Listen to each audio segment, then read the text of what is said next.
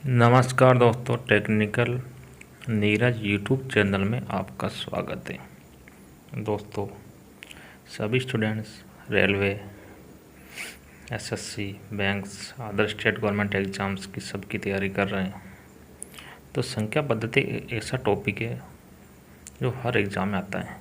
इसका आपको बेसिक्स आना जरूरी है। अच्छी तरह से आपको बेसिक्स पूरी तरह से स्ट्रांग होना चाहिए इसके ऊपर, क्योंकि इस पर लाइनिंग क्वेश्चन ज़्यादा बनते हैं। आपको जो क्वेश्चन की लैंग्वेज समझनी है, इस पर कुछ पैटर्न भी नहीं है, मतलब किस तरह क्वेश्चन बना सकता है, आपको उसका बेसिक पूरा पता होना चाहिए। पहले आपको पूरा बेसिक्स मालूम होगा, उससे आप क्वेश्चन कर पाओगे।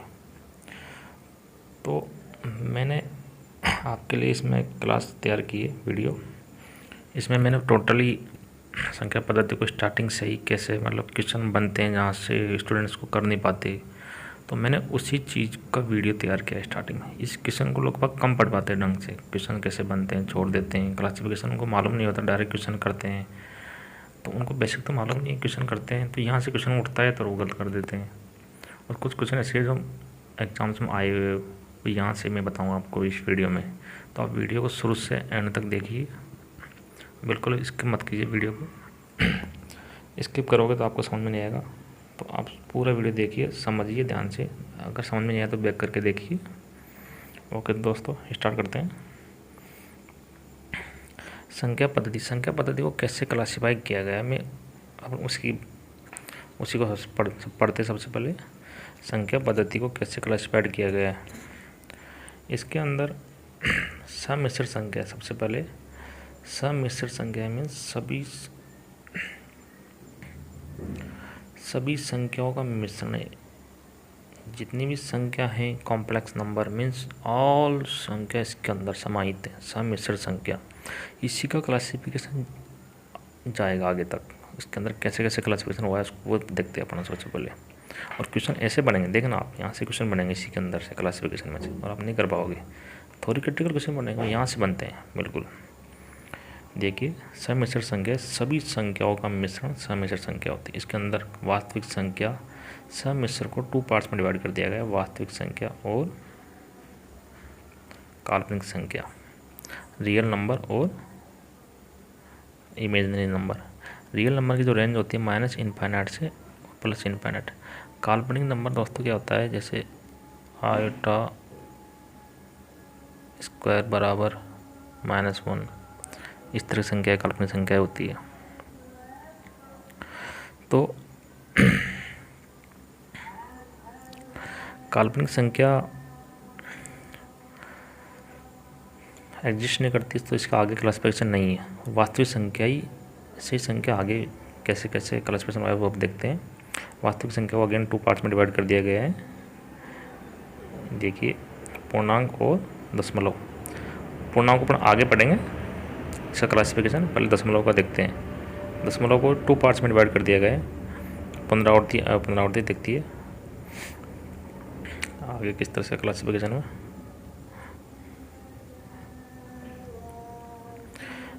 दशमलव का 2 पार्ट्स में डिवाइड किया गया है। पुनरावृत्ति, repeating, non repeating, terminating, non terminating, परिमेय संख्या, अपरिमेय संख्या। ये इंपॉर्टेंट है दोस्तों। और ये सब नाम याद रखना, पुनरावृत्ति, अपुनरावृत्ति, रिपीटिंग, टर्मिनेटिंग। परिमेय संख्या का जो संख्या P/Q के फॉर्म में होती है वो परिमेय संख्या कहलाती है। जो संख्या P/Q के फॉर्म में होती है परिमेय संख्या कहलाती है। और इसके एग्जाम्पल से ही परिमेय संख्या, ये एक 4/3, √4, ये एक अपरिमेय संख्या नहीं है। देखिए यहाँ पर अपरिमेय संख्या का एग्जाम्पल पाई, √2, √3। नॉन रिपीटिंग, देखिए यहाँ पर किसी संख्या का 0.2, 3, 4, 5, 1, 2, 3 मीन्स कोई रिपीटेशन नहीं हो रहा संख्या के अंदर, अनंत तक जा रही है संख्या। यहाँ पर √4 का मतलब 2, तो एक परिमेय संख्या होगी ये, तो कन्फ्यूजन नहीं हो जाए। √, अगर उसका पूरा है किसी संख्या का रूट तो वो परिमेय संख्या होती है। या √3 इसका नहीं है, 1.72, तो तो इसका रू होगा 1/2 का 1.41 और 22/7 क्वेश्चन में आ जाए 22/7 है एक परिमेय संख्या है। 22/7 मीन्स P/Q का फॉर्म में डायरेक्ट, तो इसको ध्यान रखिए, मैंने नोट। चलो आगे देखते हैं।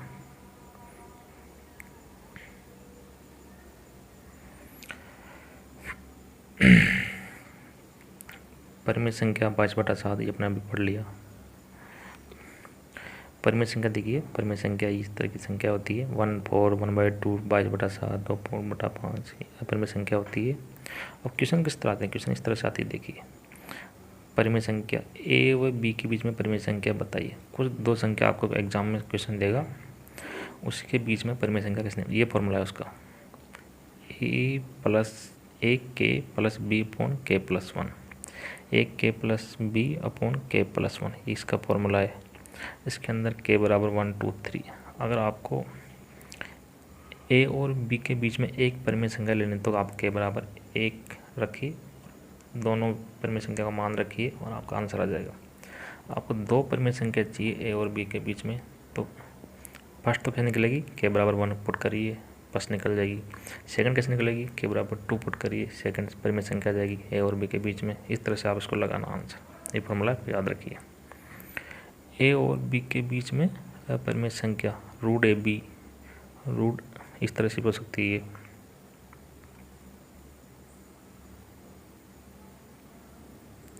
√AB। जैसे एग्जांपल देखिए 3 और 2 के बीच में परिमेय संख्या, तो √2 × 3 = 6। तो ये अपरिमेय संख्या निकाली अपने ने ए और बी के बीच में, इसे मैं पुट कर दिया फॉर्मूले में डायरेक्ट। ऐसे हम निकाल सकते हैं, या 3 बच सकता है किस चीज़ का, जैसे किसी का यहाँ पर इस तरह से भी ले सकते हैं अपन इसको,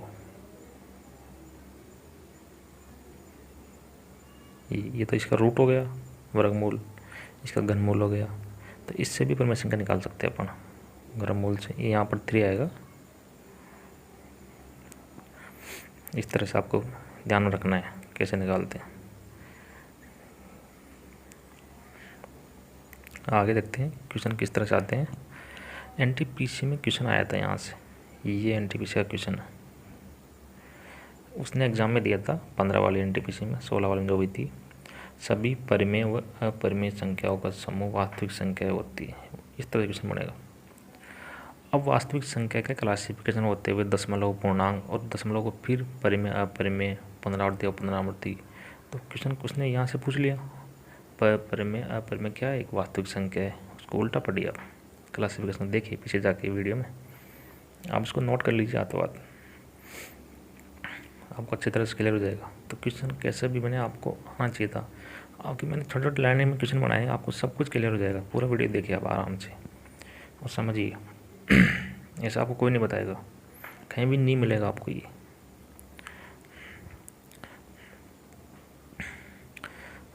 दो परिमेय संख्याओं का योग हमेशा परिमेय संख्या होती है। देखिए दो परिमेय संख्या ले ली, ये परिमेय संख्या इसको जोड़ दिया, दोनों का टोटल किया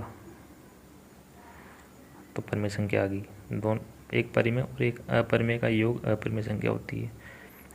परिमेय इंटू परिमेय इक्वल टू परिमेय संख्या, और परिमेय संख्या इंटू अपरिमेय संख्या इक्वल टू अपरिमेय।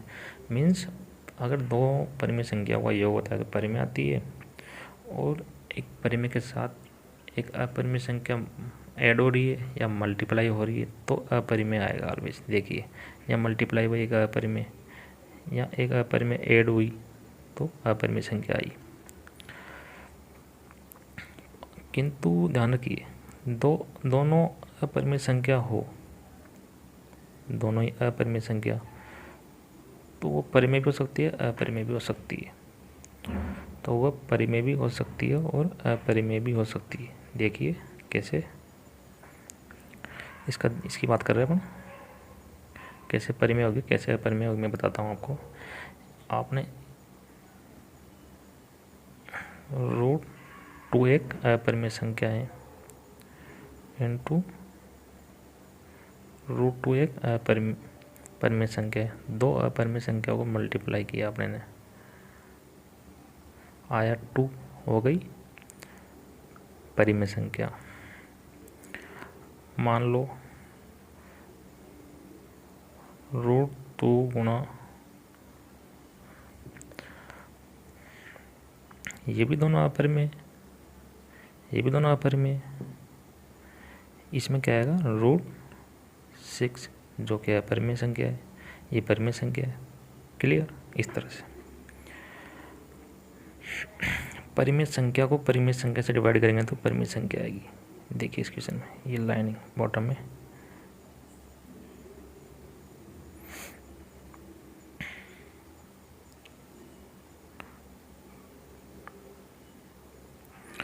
परिमेय संख्या को परिमेय संख्या से डिवाइड करेंगे तो एक परिमेय संख्या आएगी।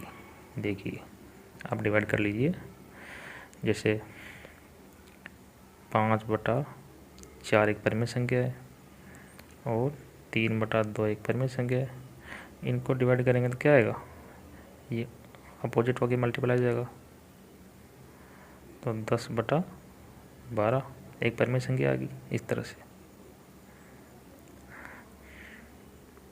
फिर आगे इसने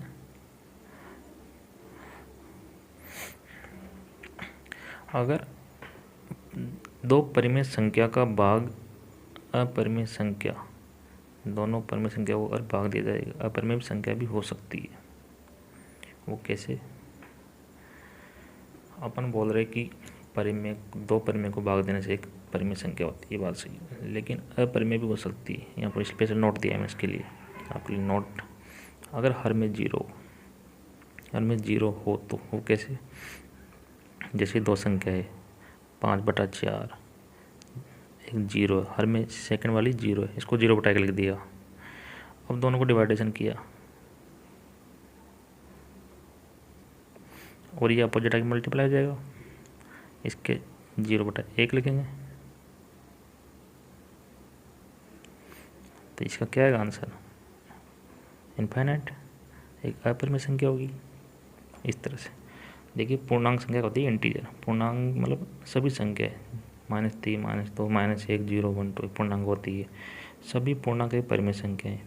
वो कैसे, इस संख्या को हम परिमेय बनाते हैं, इसके बटा 1 लिख दो, इसके अपॉन में 1 लिख दो, इसके अपॉन 1, तो सभी पूर्णांक परिमेय संख्या।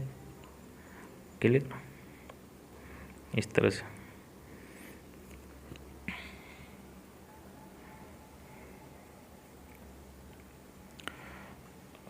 पूर्णांक को फिर इन्होंने पॉजिटिव पूर्णांक, नेगेटिव पूर्णांक क्लासिफाइड करके एक पूर्णांक को पॉजिटिव पूर्णांक, जीरो पूर्णांक, नेगेटिव 3 भाग में।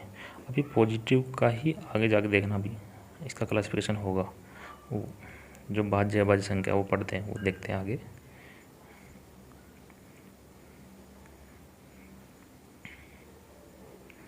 अब पूर्णांक को सम विषम पूर्णांक में भी डिवाइड किया गया है, सम और विषम, ओड और इवन। विषम क्या है, नंबर नॉट डिविजिबल बाय 2, जो संख्या 2 से विभाजित नहीं होती, जो संख्या 2 से विभाजित होती है। जैसे ये संख्या 2 से विभाजित नहीं है, संख्या 2 से विभाजित है। और क्वेश्चन क्या है, 0 एक सम पूर्णांक है, 0 एक सम पूर्णांक। देखिए 0 सम पूर्णांक है। इस तरह से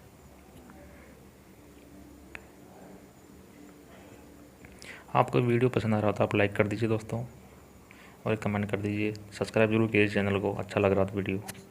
मैं आपके और वीडियो बनाऊंगा, आप यदि आप अच्छे कमेंट करोगे, आपको पसंद आए और लाइक करोगे तो वीडियो को। देखिए अभी आपने पिछले देखा था स्लाइड में कि पूर्णांक पॉजिटिव, नेगेटिव, और पॉजिटिव पूर्णांक का क्लासिफिकेशन फिर आगे देखते हैं। भाज्य और अभाज्य संख्या बन के आती है इससे। तो भाज्य से अभाज्य सब जानते होंगे, भाज्य अभाज्य संख्या खूब सभी ने सुना है, प्राइम नंबर, कंपोजिट नंबर, तो वो यहाँ से निकल के आता है पॉजिटिव पूर्णांक से। प्राइम नंबर याद रखिए, कंपोजिट नंबर जिसके केवल 2 फैक्टर होते हैं, जैसे ये 2 है इसका, और इसके 2 से ज़्यादा फैक्टर होंगे भाज्य संख्या का। अभाज्य का तो मीन्स जो विभाजित नहीं है, सिर्फ जैसे ये इसका 1 होगा और तो का 2 ही होगा, इसे 3 का 1 होगा 3 होगा। अब यहाँ 4 है, 4 के तो 3 हो जाएंगे, 1 भी होगा, 2 भी होगा, 4 भी होगा, इस तरह से। तो क्वेश्चन क्या है, देखिए क्वेश्चन है 2 एक सम अभाज्य संख्या है। देखिए 2 सम भी है, अभाज्य संख्या और सबसे छोटी अभाज्य संख्या भी है। देखिए 1 लाइन क्वेश्चन कैसे बनता है, सुनिए ध्यान से, पढ़िए इसको। 2 एक सम अभाज्य संख्या है एवं सबसे छोटी अभाज्य संख्या है, और एक होती है ना एक संख्या, वो तो न तो भाज्य और न ही अभाज्य। इसको आप ध्यान में रखिए। आगे अब किस तरह क्वेश्चन बनते हैं एग्जाम में, याद रखिए, आपको मैंने कुछ आपके लिए तैयार किए हैं। 1 से 50 तक अभाज्य संख्या 15 होती है, 50 से 100 तक 10 होती है, 100 से 1 से 100 तक 25, दोनों को ऐड कर दो।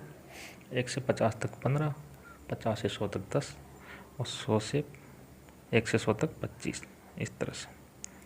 आगे देखते हैं अपेक्षित अभाज्य संख्या, रिलेटिव प्राइम नंबर। वे संख्या कोई सी हो सकती है जिनका HCF 1 हो, जैसे 1 और 3, 9 और 5। और को प्राइम नंबर में क्या होगा, अभी वे प्राइम संख्या, इसमें ध्यान रखना, को प्राइम नंबर में यहाँ तो संख्या कोई सी हो सकती है जिनका HCF 1 होगा। अब यह 1 और 3 का HCF 1 होता है, 9 और 25 का HCF 1 होता है। ये कोई से भी नंबर आ सकते हैं यहाँ पर, इनका HCF 1 होना चाहिए, बस ये कंडीशन है यहाँ पर। और यहाँ पर क्या है कि नंबर ऑलवेज प्राइम नंबर होंगे, प्राइम संख्या का ही HCF 1 होगा, वो को प्राइम नंबर होगा। देखिए आपको बताता हूँ आगे। को प्राइम नंबर में क्या है,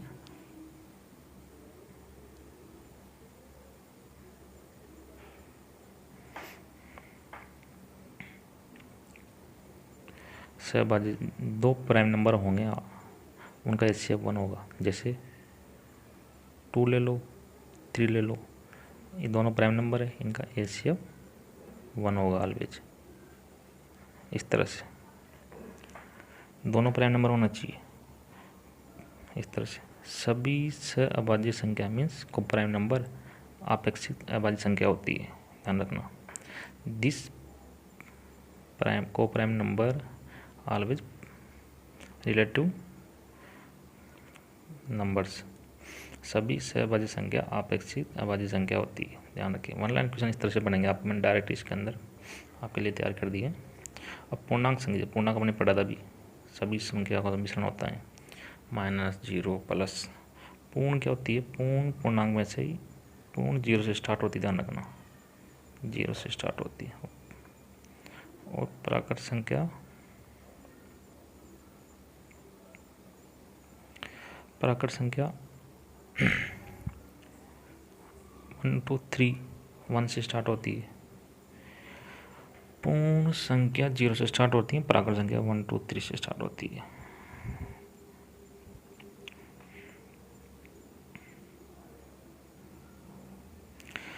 अब देखिए आगे, 1 से 1000 तक, 1000 तक 1 अंक वाली संख्या 9 होती है, 2 अंक वाली संख्या 90 होती है, 3 अंक वाली 900 होती है। जैसे 1 अंक वाली मीन्स 1 2 3, 2 अंक वाली मीन्स 10 11 12, इस तरह से। 3 अंक वाली मीन्स 100 101, लाइक दैट। और 1 से 100 तक संख्याओं में कुल अंक 192, डायरेक्ट याद रखिए आप। 1 से 100 तक कुल शून्य 11। 1 से 100 तक संख्याओं में एक अंक की कितनी संख्या है, वो मैं आपको बता रहा हूँ अभी।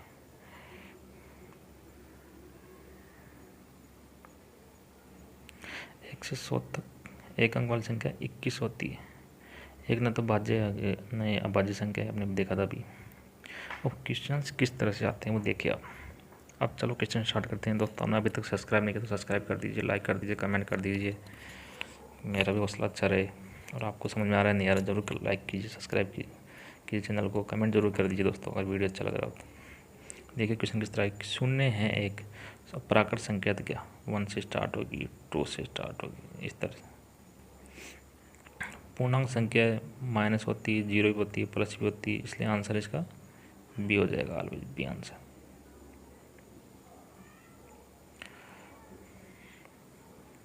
आगे देखते हैं क्वेश्चन। पहला prime number, first prime number means अभाज्य संख्या। तो 2 थी 2 3 5 7 इस तरह से। तो first prime number 2, answer C. 50 से कम सभी अभाज्य संख्याओं की संख्या। अब 50 से कम मीन्स 2 3 इस तरह से। देखिए यहाँ 50 से कम टोटल देखिए, लिख लीजिए, टोटल 15 होती है, भी आंसर हो जाएगा।